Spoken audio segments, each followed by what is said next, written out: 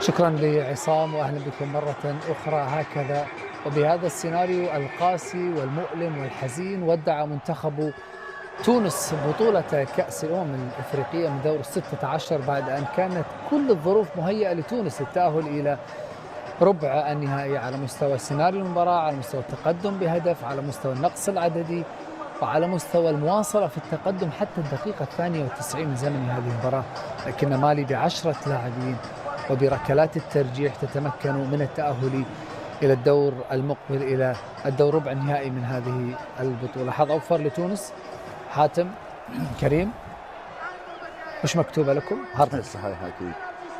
يعني أكيد ركلات الترجيح لم نكن موافقين فيها، الاختيارات يمكن أكيد يعني في بعض اللاعبين كانت المفروض تسد. على كل ركلات الترجيح أنا لا أريد أن أضع يعني المسؤولية على اللاعب الذي سدد. اللاعب الذي سدد كان أكيدا وسعى، لكن حارس المرمى كان موفق.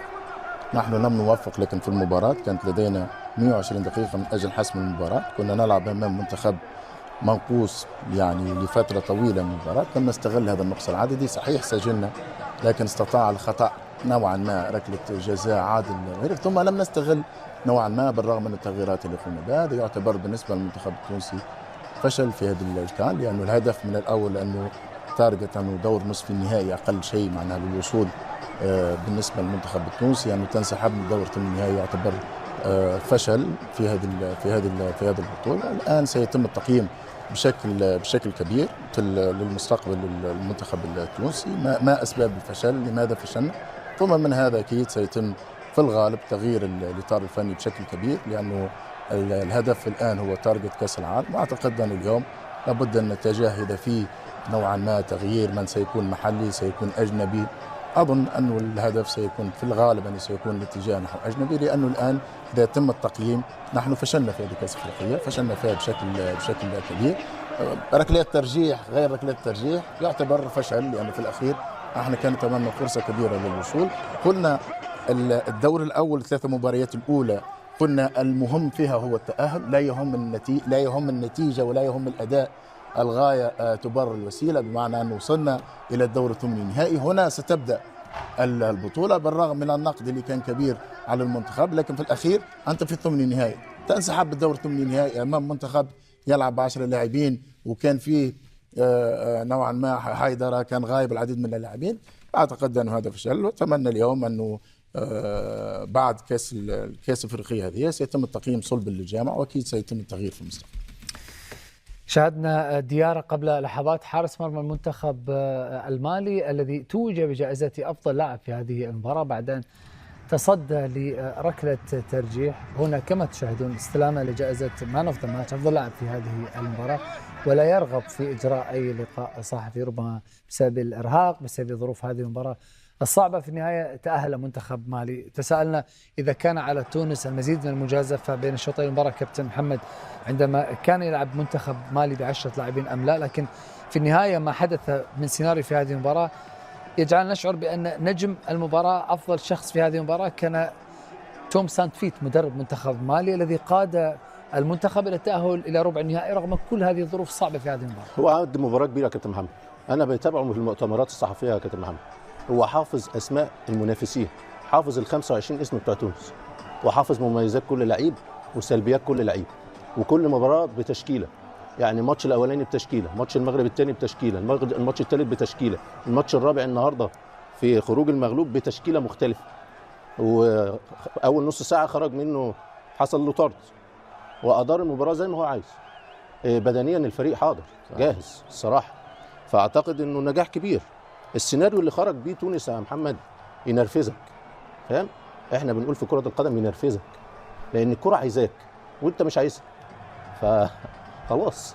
فكانت فرصة بالنسبة لك إن أنت تدوس على نفسك النهارده، إنما خروج مؤلم، خروج يزود الضغوط اللي هي أصلا موجودة.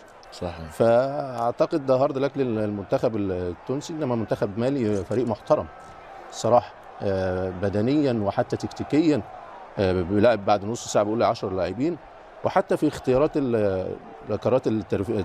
ركلات الترجيح يا محمد، حارس المرمى راح مع معظم الكرات اللي اتشاطت، معظمها، ممكن بس هي بتاع ياس سعد اللي راح عكس، صحيح، فاهم؟ فمحضر وجاهز في المباراة، بعكس ده حماد الصراحة. ما فيش ولا تركيز ولا تحس ان هو مش مركز. فانا اشوف ان هي دي تفاصيل التفاصيل.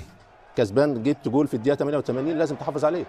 خطا فردي، ضربه جزاء، تتعادل، تخش اكسترا تايم، ما خدتش المجازفه، تغييرات فيها بعض الامور غير جانبها التوفيق او الراي الصحيح. فاعتقد نجاح للمنتخب المالي. المنتخب في الاربع ماتشات يا كابتن محمد ما كسبش. الاربع ماتشات ما كسبش. ما كسبش ووصل لدور الثمانيه. فنجاح لهذا الفريق اللي عنده مقاومات كبيره وخاصه من الناحيه البدنيه. كابتن، ماذا يمكن ان نقول بعد هذا الخروج؟ خروج مؤلم. يعني أنا مش هتكلم على المباراة لأنه تقريبا كانت عندنا فرصة للتأهل، لكن ظهرنا مرة أخرى اللي المنتخب التونسي ليس له المستوى يعني للعب الأدوار الأولى، وهذه حقيقة لازم نتكلموها ونقولوها. لكن الأسباب بتاعه ما هيش أسباب وقتية، أسباب لعدة أسباب، منها حالة كرة قدم في تونس، منها حالة التكوين. كم لاعب خارج من البطولة التونسية، كم لاعب متكون في تونس. لولا اللاعبين الموجودين في أوروبا، توانسة المولودين في أوروبا اللي هم موجودين وعاطين نوعا ما مستوى أحسن، لما وجدنا قصدي أن الظروف المحلية غير مهيئة لتقديم وإنتاج منتخب قوي. يعني كرة قدم بدون جماهير، كرة قدم مسؤولين نتكلم على كل حاجة إلا كرة قدم، ناس ما عندها حتى دخل بكرة قدم هي اللي تحكم في كرة قدم التونسية، وهذا تكلمنا عليه من مرات عديدة، هذه حقيقة واللي يتفرجوا فيه توانسة يعرفوا. فأكيد أنه يوم المباراة حنتكلم على المدرب اللي هو سبب طبعا الخروج، هو الأول أو اللاعبين المسؤول أكيد. لكن المسؤول والبرمجة كرة القدم التونسية من مواسم بعدنا على المستوى الإفريقي، على مستوى الأندية ماناش متواجدين، تقريبا فريقا واحد، وحتى من دوري المجموعات بيخرج لاعبين توانسة مش متكونين. على مستوى تكوين الشبان معناتها مدربين ليس لديهم شهائد لتدريب اللاعبين. هذه حقيقة. أنا أعيش في تونس ونعرف المشاكل التونسية ونعرف مشاكل البازس في تونس. هذه هي المشاكل اللي تخلينا نرجع يمكن 20 سنة التالي أو 30 سنة التالي. تونس في الوقت الحاضر بالتوجه الرياضي اللي موجود عندنا توا، بالمسؤولين الموجودين عندنا توا، يعني صعب أن نجاري يعني المنتخبات اللي تقدمت والمنتخبات اللي عندها لاعبين محترفين في أكبر الدوريات الأوروبية. طب وين جيلكم كابتن؟ انتم لعبتوا في أوروبا، لعبتوا في أندية كبيرة، انتم طلبتوا يعني رغبتوا بالابتعاد عن دور المسؤولية ولا أبعدتوا عن دور المسؤولية في كرة القدم التونسية؟ صعب أنك اليوم إذا ماكش تابع منظومة اللي تكونت وحكمت لمدة 12 سنة وتكونت المنظومة بأسامي أخرى ورجعت أخذ كرة قدم في تونس، هذه حقيقة. فصعب أنك تتكلم اليوم على أنه لاعب كرة قدم أو لا لازم تكون تابع المنظومة. لو عندك إمكانيات ولو كان عندك أنت رأي، لو عندك يمكن رؤية مش قادر تدخل بها، لازم تكون تابع المنظومة، لازم تكون عندك يعني نعرف يعني تو يعرفوا الناس اللي يسمعوا فيه في تونس والمسؤولين يعرفوا. فأكيد أنه إذا نحب نصلح كرة قدم في تونس لازم أنه نراجع عديد الأمور، منها القوانين، منها البنية التحتية، منها تكوين الشبان، التحكيم. هذه نقاط كبيرة جدا أعتقد اللي باش يرجع بعدين بالفائدة للمنتخبات الوطنية، وممكن ننافس يعني المغرب والجزائر ومصر ومالي والسنغال في المحافل الإفريقية. هذه التغطية مستمرة مشاهدينا الأعزاء، ولكن بعدها فاصل قصير، ابقوا معنا.